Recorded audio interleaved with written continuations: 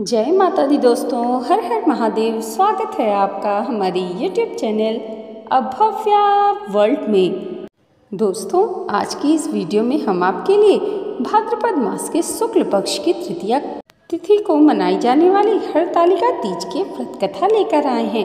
एक बार भगवान शिव ने पार्वती जी को उनके पूर्व जन्म की याद दिलाने के उद्देश्य से इस व्रत के महात्म्य की कथा कही थी। श्री भोले शंकर बोले, हे गौरी, पर्वतराज हिमालय पर स्थित गंगा के तट पर तुमने अपनी बाल्यावस्था में 12 वर्षों तक अधोमुखी होकर घोर तपस्या की। इतनी अवधि तुमने अन्न न खाकर पेड़ों के सूखे पत्ते चबाकर व्यतीत किए। माघ की विकराल शीतलता में तुमने निरंतर जल में प्रवेश करके तप किया। वैशाख की जला देने वाली गर्मी में तुमने पंचाग्नि से शरीर को तपाया। श्रावण की मूसलाधार वर्षा में खुले आसमान के नीचे बिना अन्न जल ग्रहण किए समय व्यतीत किया। तुम्हारे पिता तुम्हारे कष्ट साध्य तपस्या को देखकर बड़े ही दुखी होते थे। उन्हें बड़ा क्लेश होता था। तब एक दिन तुम्हारी तपस्या तथा पिता के क्लेश को देखकर नारद जी तुम्हारे घर पधारे। तुम्हारे पिता ने हृदय से अतिथि सत्कार करके उनके आने का कारण पूछा। नारद जी ने कहा, गिरिराज, मैं भगवान विष्णु के भेजने पर यहाँ उपस्थित हुआ हूँ। आपकी कन्या ने बड़ा ही घोर तप किया है। इससे प्रसन्न होकर वे आपकी सुपुत्री से विवाह करना चाहते हैं। इस संदर्भ में आपकी राय जानना चाहता हूँ। नारद जी की बात सुनकर गिरिराज गदगद हो उठे। उनके तो जैसे सारे क्लेश ही दूर हो गए। प्रसन्न चित्त होकर वे बोले, श्रीमान, यदि स्वयं विष्णु मेरी कन्या का वरण करना चाहते हैं तो भला मुझे क्या आपत्ति हो सकती है। हे महर्षि, यह तो हर पिता की इच्छा होती है कि उसकी पुत्री सुख संपदा से युक्त पति के घर की लक्ष्मी बने। पिता की सार्थकता इसी में है कि पति के घर जाकर उसकी पुत्री पिता के घर से अधिक सुखी रहे। तुम्हारे पिता की स्वीकृति पाकर नारद जी विष्णु के पास गए और उनसे तुम्हारे ब्याह के निश्चित होने का समाचार सुनाया। मगर इस विवाह संबंध की बात जब तुम्हारे कानों में पड़ी तो तुम्हारे दुख का ठिकाना न रहा। तुम्हारी एक सखी ने तुम्हारी इस मानसिक दशा को समझ लिया और उसने तुमसे इस विक्षिप्तता का कारण जानना चाहा। तब तुमने बताया, मैंने सच्चे हृदय से भगवान शिव शंकर का वरण किया है, किंतु मेरे पिता ने मेरा विवाह विष्णु जी से निश्चित कर दिया।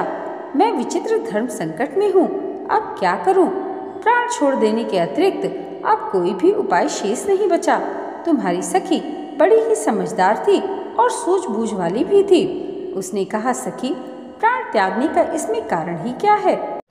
संकट के मौके पर धैर्य से काम लेना चाहिए।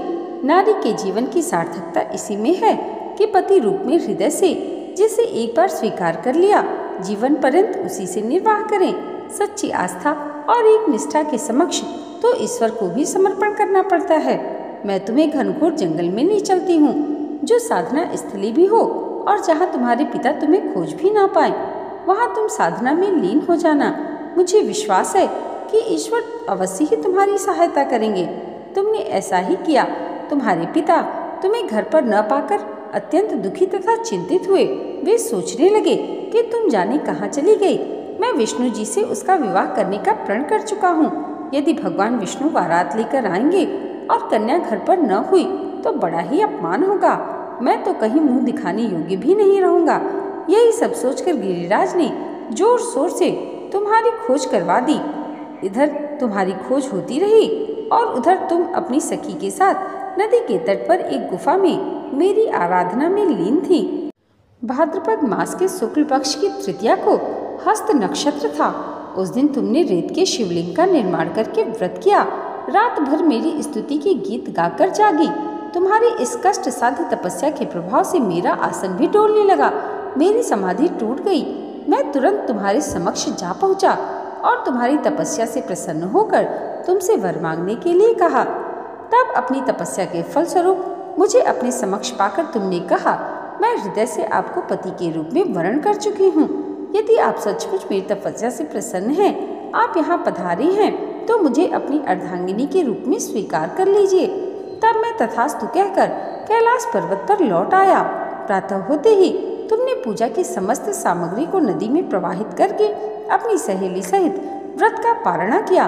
उसी समय अपने मित्र बंधुओं व दरबारियों सहित गिरिराज तुम्हें खोजते खोजते वहां आ पहुँचे और तुम्हारी इस कष्ट साध्य तपस्या का कारण तथा उद्देश्य पूछा। उस समय तुम्हारी दशा को देखकर गिरिराज अत्यंत दुखी हुए और पीड़ा के कारण उनकी आंखों से आंसू बहने लगे। तुमने उनके आंसू पोंछते हुए विनम्र स्वर में कहा, पिताजी, मैंने अपने जीवन का अधिकांश समय कठोर तपस्या में बिताया है। मेरी इस तपस्या का उद्देश्य केवल यही था कि मैं महादेव को पति के रूप में पाना चाहती थी। आज मैं अपनी तपस्या की कसौटी पर खरी उतर चुकी हूँ।